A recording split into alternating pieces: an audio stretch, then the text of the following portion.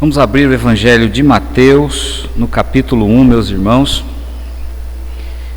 Nós estamos falando sobre os sonhadores de Deus. Já falamos de José, o mestre dos sonhos. Falamos de Salomão.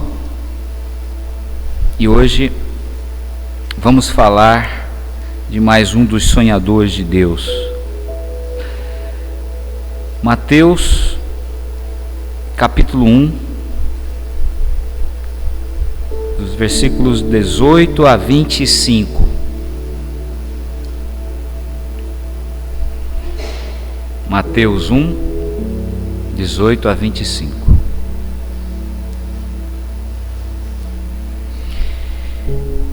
Verso 18. Ora, o nascimento de Jesus Cristo foi assim. Estando Maria, sua mãe, desposada com José, sem que tivessem antes coabitado, achou-se grávida pelo Espírito Santo.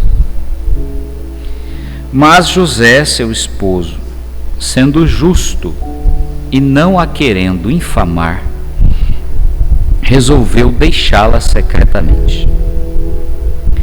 Enquanto ponderava nestas coisas, eis que lhe apareceu em sonho um anjo do Senhor, dizendo: José, filho de Davi, não temas receber Maria, tua mulher, porque o que nela foi gerado é do Espírito Santo. Ela dará à luz um filho e lhe porás o nome de Jesus, porque ele salvará o seu povo dos pecados deles. Ora, tudo isto aconteceu para que se cumprisse o que fora dito pelo Senhor por intermédio do profeta: eis que a virgem conceberá e dará à luz um filho, e ele será chamado pelo nome de Emanuel, que quer dizer Deus conosco. Despertado José do sono, fez como lhe ordenara o anjo do Senhor, e recebeu sua mulher. Contudo, não a conheceu, enquanto ela não deu à luz um filho, a quem pôs o nome de Jesus. Até aqui, meus irmãos. Vamos orar. Santo Deus, nosso Pai, o teu nome está acima de tudo, Senhor. A tua glória é única, Senhor. E nós não temos nenhum direito a não ser nos render diante de Jesus Cristo, para que por Cristo tu recebas a glória. Pedimos que, pelo teu santo evangelho, o Senhor fale aos nossos corações. Pedimos que a tua palavra nos seja clara, nos seja colocada de uma forma específica pelo teu Espírito naquilo que nós precisamos. Pedimos que haja entendimento espiritual e que o Senhor possa edificar a tua igreja, o teu povo que está congregado aqui, Senhor, buscando por ti, querendo, Senhor, que o Senhor possa conduzir o teu rebanho aos vales bons, junto às águas de descanso. Nós nos entregamos a Ti e reconhecemos a nossa incapacidade, mas usa-nos como agente do Senhor, para que a palavra do Senhor prospere e volte para o Senhor conforme o Senhor a designou. Em nome de Jesus. Amém. Amém, Senhor. Existe alguma coisa te levando a ficar incomodado no dia a dia e você não entende o porquê disso? Ocorre algum episódio na sua vida, na sua família ou na igreja, aqui onde você congrega, que tem levado você a ficar refletindo e a se isolar um pouco e até a pensar em tomar algumas decisões radicais por causa do problema? Você tem pensado em divórcio, por exemplo? Ouça essa mensagem. Nós vamos estar olhando aqui nesse texto para o sonho de José, o carpinteiro. O texto chama José de filho de Davi, porque José é descendente do rei Davi. Mas José não tinha direito de estar no trono de Israel, porque o Império Romano é que dominava a política daquela nação. José era um simples carpinteiro. O texto está nos falando que houve um sonho, e que esse sonho foi uma intervenção de Deus em face das limitadas e das pequenas compreensões da mente de José. Esse sonho esclareceu José sobre o incomparável, o impressionante, infinito e ousado amor salvador de Deus. Estou fazendo aqui a paráfrase de uma música, talvez os irmãos conheçam. Mas José, o carpinteiro, era um homem judeu. E um homem judeu piedoso. Ele era um homem voltado para a palavra de Deus, ele amava a palavra de Deus. E ele aguardava a promessa do Antigo Testamento, que era a vinda do Messias de Israel. Ele era um homem justo. Mateus, quando registram algumas coisas aqui sobre José, afinal, são poucas coisas que o Novo Testamento fala a respeito de José. No verso de número 19, ele chama José de justo, exatamente porque ele amava a palavra de Deus e porque ele aguardava o Messias de Israel. Mas mesmo sendo um homem justo, ou para nós hoje um homem crente, ele jamais poderia compreender a obra da salvação de Deus que estava acontecendo na vida da sua noiva. Se Deus não fizesse uma intervenção na vida de José, e Deus fez isso através de um sonho, José jamais poderia entender o amor que Deus tem pelos homens pecadores. José passou por momentos angustiantes diante da perspectiva de ter sido traído pela sua noiva. E após um período de solidão, de muita reflexão, José decide tomar uma posição radical: terminar o compromisso com ela. José está num vale profundo, num vale de dor, num vale de cisão. E José, o carpinteiro, então, nessa dificuldade, recebe um esclarecimento de Deus de uma forma direta e improvável. Ele recebe um sonho, e no sonho Deus vem a ele e o fortalece na fé, e o fortalece para exercer a fé no Filho de Deus. O Filho de Deus estava vindo ao mundo e estava nascendo da sua própria noiva. É impressionante. José, o carpinteiro, foi esclarecido por Deus sobre um problema matrimonial. Quem não tem problema matrimonial? Esse homem de Deus passou por isso. Só que o problema de José era um problema sobrenatural. Não era da carne como nós passamos aqui na terra. Era algo sobrenatural. E José por si mesmo jamais poderia entender e resolver esse problema. Não tinha jeito. Então Deus, de duas maneiras, e com um propósito esclarece José através desse sonho que nós estamos lendo aqui nesse texto. O mesmo Deus, meus irmãos, que esclareceu José, o carpinteiro, sobre o grande problema que ele estava passando na sua vida e que não entendia a razão, é o mesmo Deus que na palavra escrita que ele deixou para nós, nos dá esclarecimentos de coisas que nós passamos na nossa vida e nós não entendemos. Então, nessa noite, o meu presbítero me perguntou: pastor, qual será o tema da sua mensagem? Então eu botei esse tema e vou dizer: o tema da mensagem, meus irmãos, nessa noite será José, o carpinteiro, sonhador esclarecido por Deus. José, o carpinteiro, sonhador esclarecido por Deus. Em primeiro lugar, meus irmãos, esclarecido por um mensageiro de Deus. Verso 20: enquanto ponderava nestas coisas, eis que lhe apareceu em sonho um anjo do Senhor, dizendo...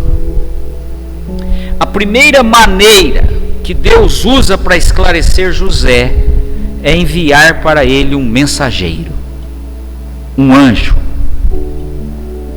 A palavra anjo significa mensageiro. Quando nós lemos na Bíblia e a tradução está anjo, essa palavra pode ser mensageiro. E pode ser um mensageiro humano e pode ser um mensageiro das criaturas celestes que Deus criou. Aqui se refere a um ser não humano, mas um ser incorpóreo, um agente moral, inteligente, mas espiritual, sem corpo, e que às vezes, numa missão que Deus dá, assume uma forma visível e capacidade para se comunicar com os homens. Deus enviou um ser celestial para falar com José. E isso pelo fato do que estava acontecendo naquele momento. Era uma atividade crucial, o momento mais alto, mais importante, mais sublime da história e das escrituras sagradas. O plano criado por Deus para salvar os homens pecadores está sendo executado cabalmente. Então, há um mensageiro sobrenatural para esclarecer uma razão sobrenatural. A gravidez de Maria era uma razão sobrenatural, e Deus envia um mensageiro sobrenatural para tratar do assunto com José, o carpinteiro. Meus irmãos, Deus coloca mensageiros seus de acordo com os seus propósitos. Deus envia seus mensageiros conforme a necessidade das situações. Quando as escrituras estavam sendo compostas ou registradas, anjos vieram aos homens com mensagens de Deus. Hoje nós temos as escrituras totalmente registradas, totalmente compostas, e os homens de Deus são os seus mensageiros nos registros das escrituras. Deus continua esclarecendo os seus adoradores, Deus continua esclarecendo os seus fiéis, Deus continua levantando mensageiros, Deus continua enviando os seus mensageiros, agora humanos, pregadores e mestres da sua palavra escrita, para esclarecer o seu povo a respeito de questões que ele acha necessárias. Deus envia mensageiros seus para dar esclarecimento para o seu povo, de acordo com a natureza das questões que precisam de esclarecimento. um mensageiro de Deus esclareceu José, o carpinteiro. E também José, o carpinteiro, esclarecido por Deus, em segundo lugar, esclarecido por uma mensagem de Deus.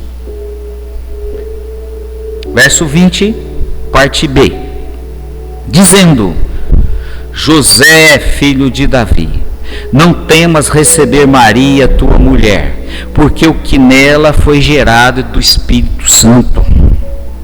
Ela dará à luz um filho, e lhe porás o nome de Jesus, porque ele salvará o seu povo dos pecados deles.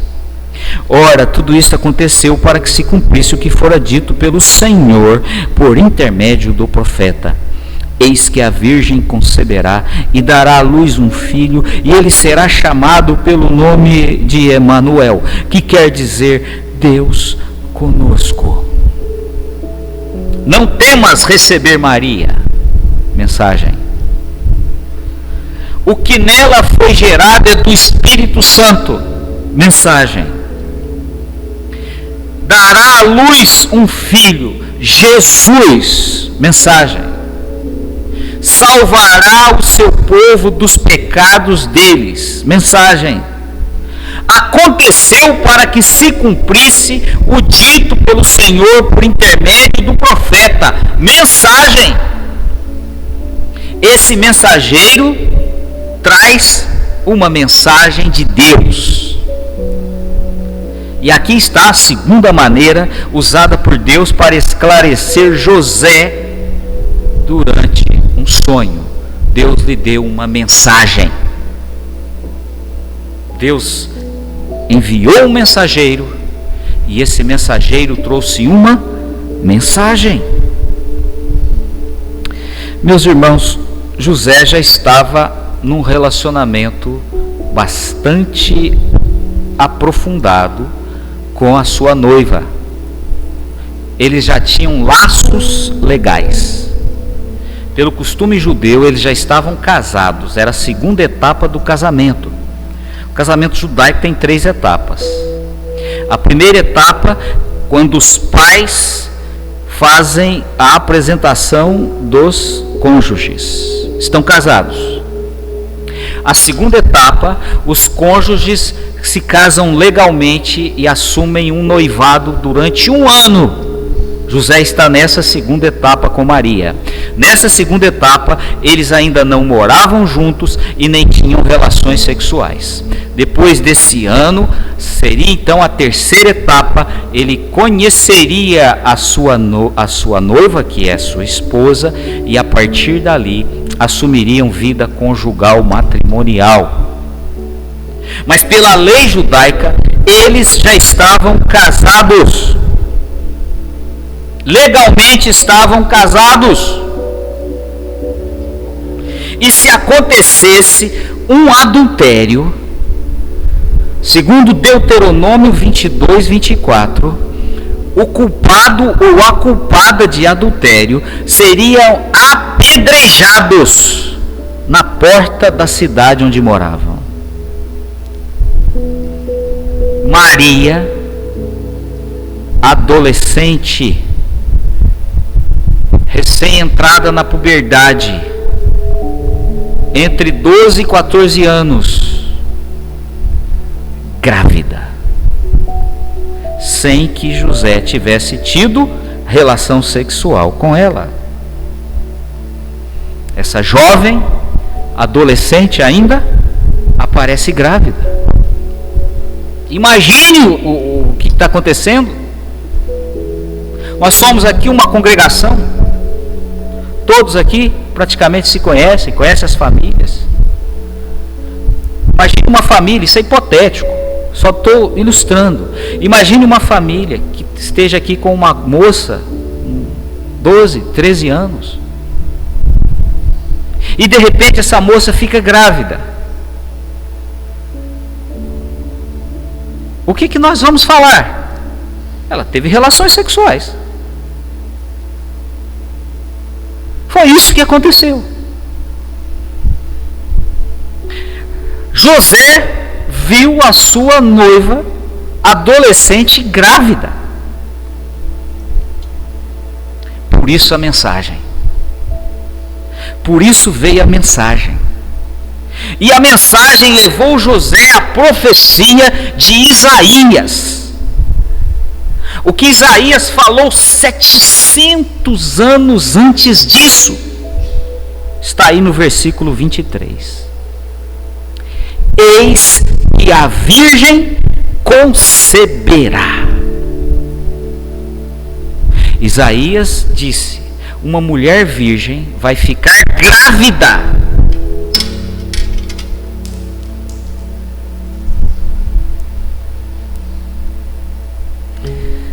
Derrubei até o negócio do púlpito para falar isso. Uma mulher virgem vai ficar grávida. Ela não só vai ficar grávida, mas ela ainda virgem vai dar à luz. Eis que a virgem conceberá e dará à luz um filho. E ele será chamado pelo nome de Emanuel, que quer dizer Deus conosco. Essa é a mensagem. Essa é a mensagem que Deus levou para José o carpinteiro durante um sonho, por causa da situação que ele estava vivenciando, por causa da decisão radical que ele estava tomando na vida. Uma mensagem da palavra de Deus.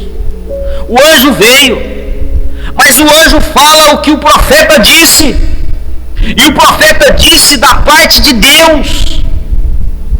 Ele é direcionado às Escrituras. Ele ouve uma mensagem das Escrituras sagradas sobre o que estava acontecendo. As Escrituras sagradas estão esclarecendo o que se passa na vida de José. Deus cumpre seus propósitos na história, meus irmãos. Deus vai fazer no tempo, espaço, matéria que nós vivemos aqui, o que Ele se dignou em fazer desde a eternidade, e ninguém poderá impedir, nem as leis naturais poderão impedir.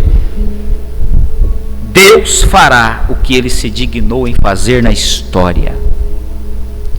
E Deus usa as pessoas.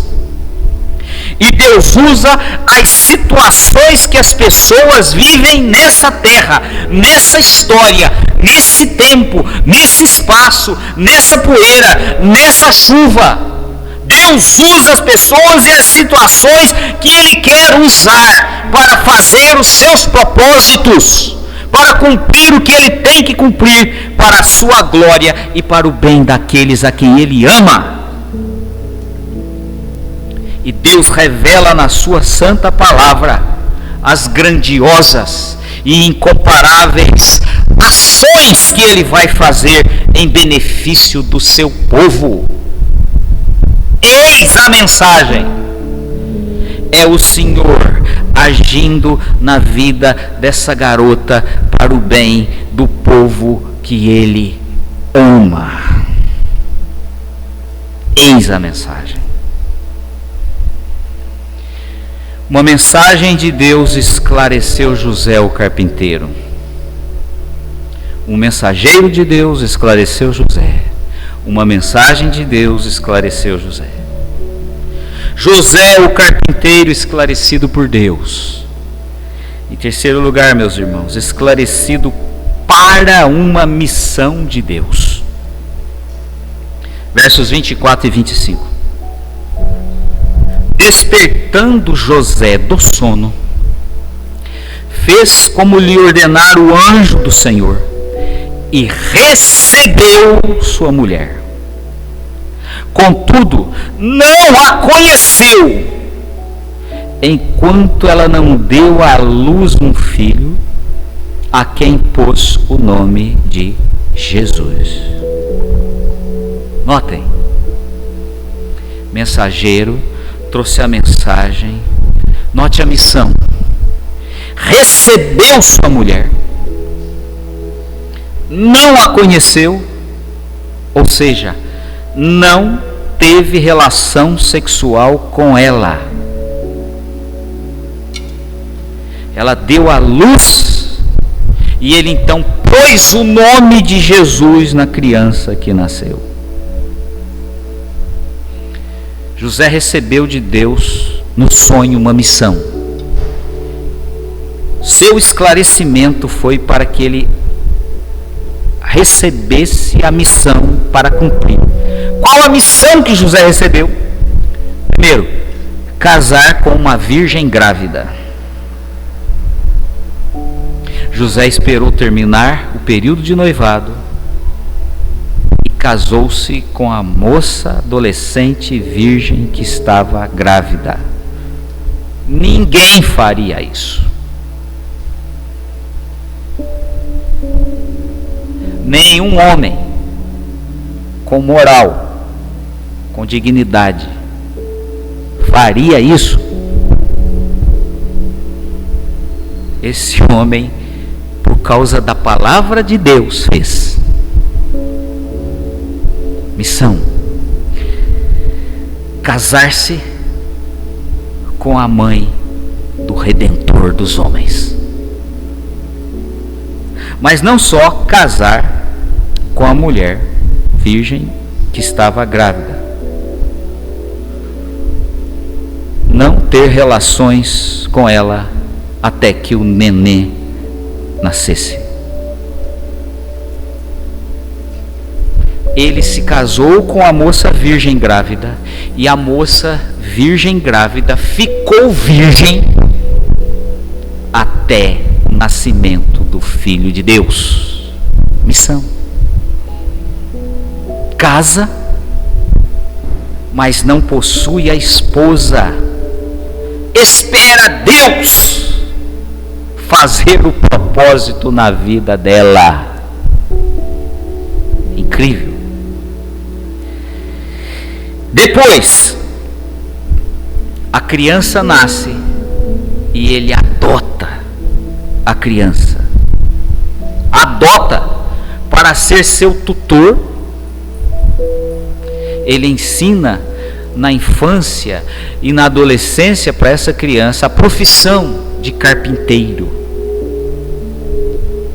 Ele leva essa criança todo ano para Jerusalém para aprender a palavra de Deus.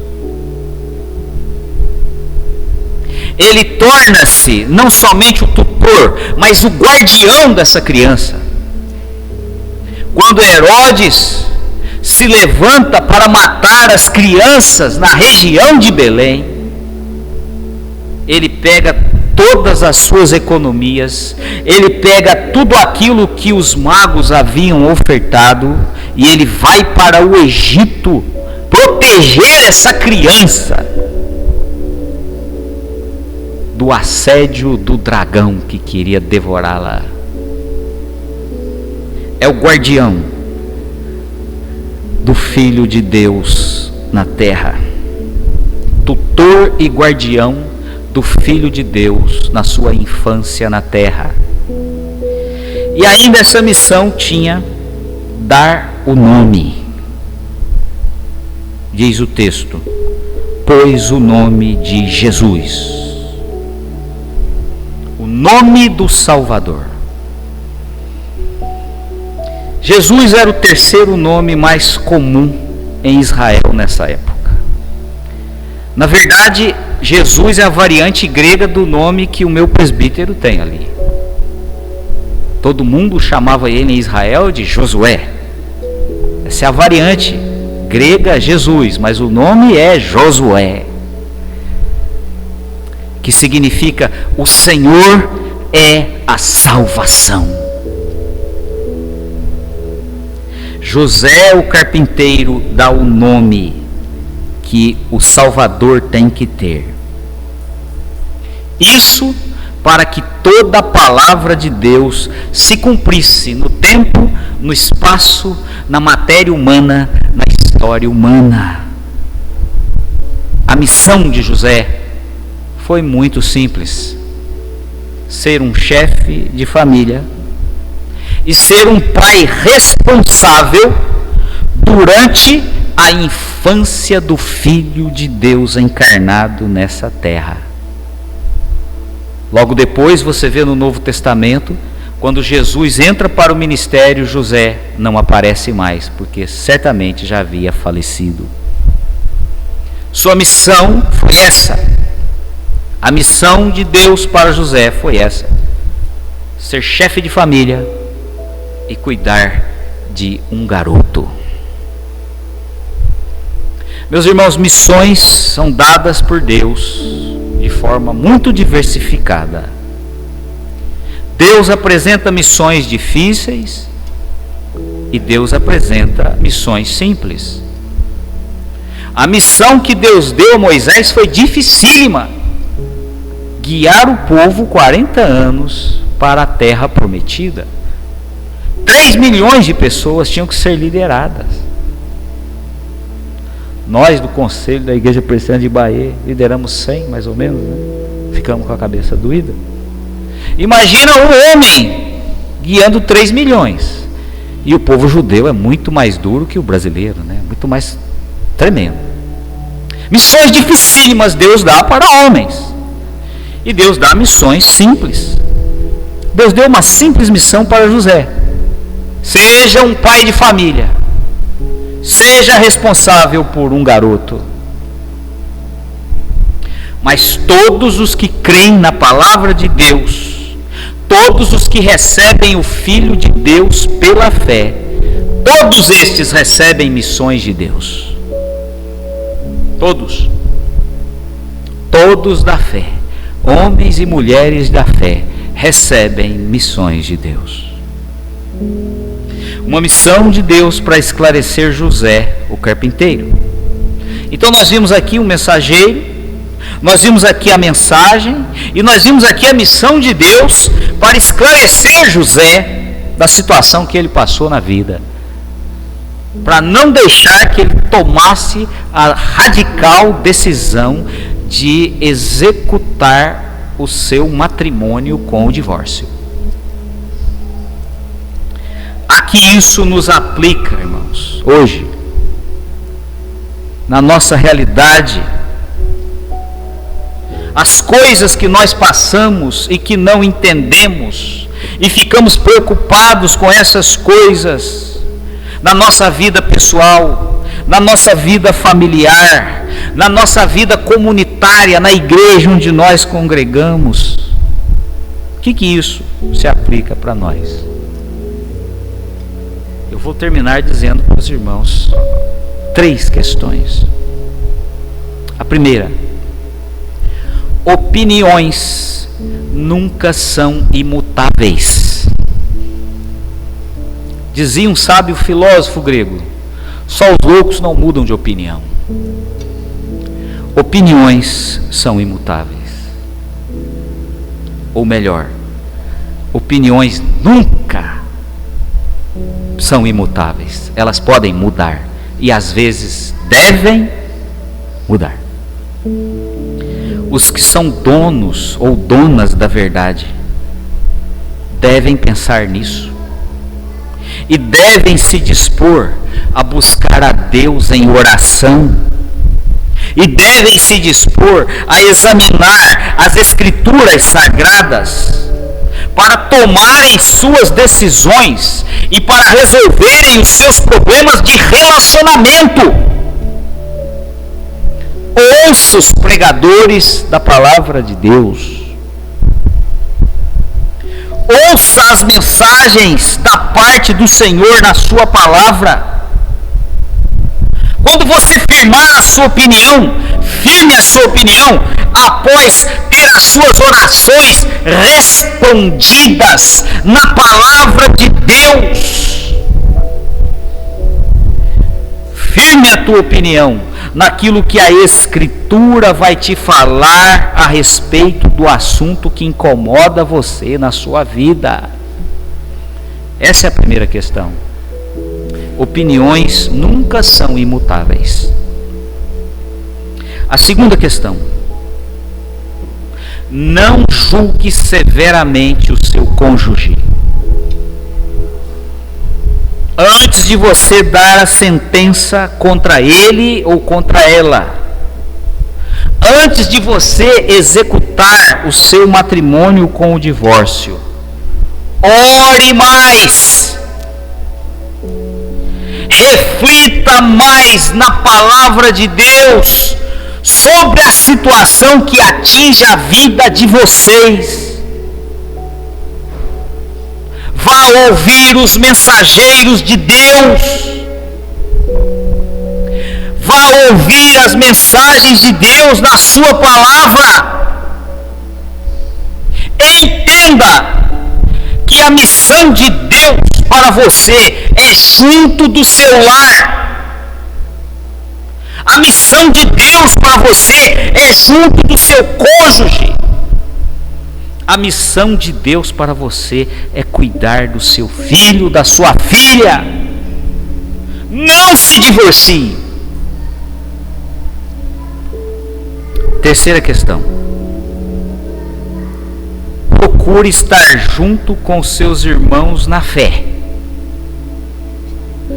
para o engrandecimento de Cristo, na comunhão do povo de Deus.